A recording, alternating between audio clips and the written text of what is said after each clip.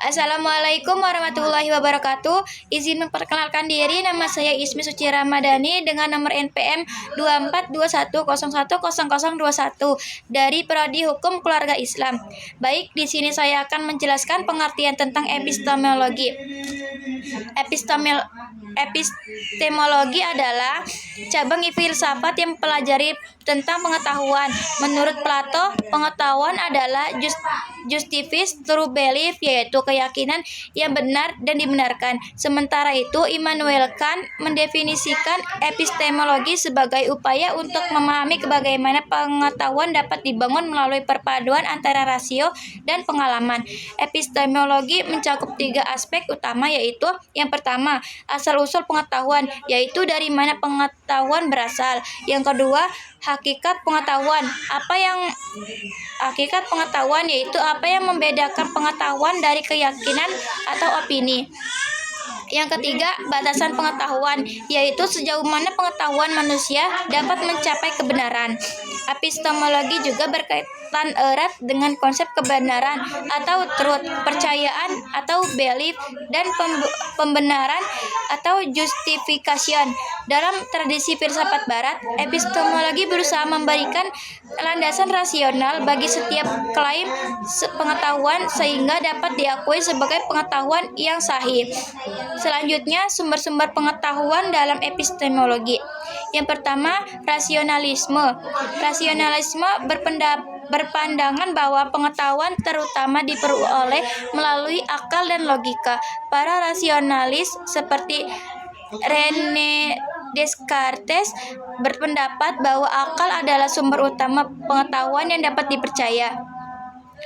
Descartes dengan prinsipnya cogito ergo sum, aku berpikir maka aku ada, menegaskan bahwa pemikiran rasional dapat menjadi landasan yang kokoh untuk mencapai kebenaran. Yang kedua, empirisme. Empirisme menekankan bahwa pengetahuan berasal dari pengalaman inderawi. Johann Locke, seorang tokoh empirisme, berpendapat bahwa manusia lahir sebagai tabula rasa atau kertas kosong, dan pengetahuan diperoleh melalui pengamatan dan pengalaman. Selanjutnya, yang ketiga, kritisme.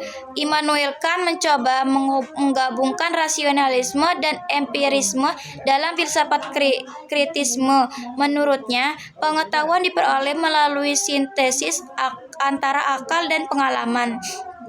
Kant memperkenalkan konsep a priori atau pengetahuan sebelum pengalaman.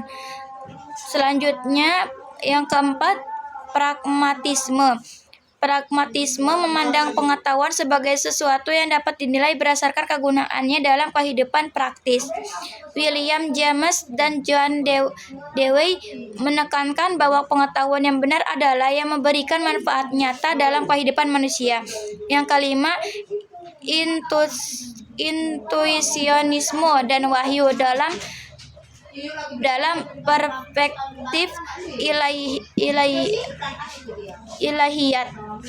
Dalam studi ilahiyat, pengetahuan juga dapat diperoleh melalui intuisi dan wahyu ilahi. Intuisi dianggap sebagai pengetahuan langsung yang datang tanpa melalui proses rasional atau emprisi. Selanjutnya, batasan pengetahuan menurut epistemologi. Epistemologi tidak hanya membahas bagaimana pengetahuan diperoleh, tetapi juga membahas batasan pengetahuan tersebut. Skeptisisme merupakan salah satu tantangan dalam epistemologi yang mempertanyakan apakah manusia benar-benar dapat mencapai pengetahuan yang absolut. Selain itu, beberapa aliran postmodernisme berpendapat bahwa pengetahuan selalu bersifat relatif, tergantung pada konteks budaya,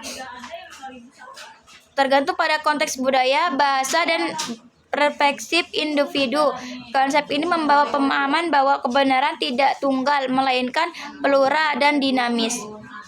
Kesimpulannya, epistemologi sebagai cabang filsafat memberikan fondasi penting dalam memahami bagaimana pengetahuan diperoleh, divalidasi, dan dibatasi. Berbagai aliran epistemologi seperti rasionalisme, empirisme, kritisisme, dan pragmatisme, menawarkan cara pandang yang berbeda mengenai hakikat pengetahuan.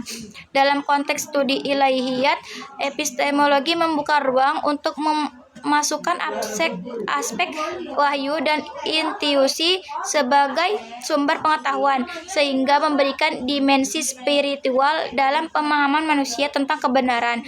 Batasan pengetahuan menunjukkan bahwa ada hal tertentu yang mungkin tidak bisa dijangkau oleh akal dan pengalaman manusia, sehingga perlu pendekatan yang lebih holistik dalam memahami kebenaran. Baik, segitu saja yang dapat saya sampaikan. Saya akhiri. Wassalamualaikum warahmatullahi wabarakatuh.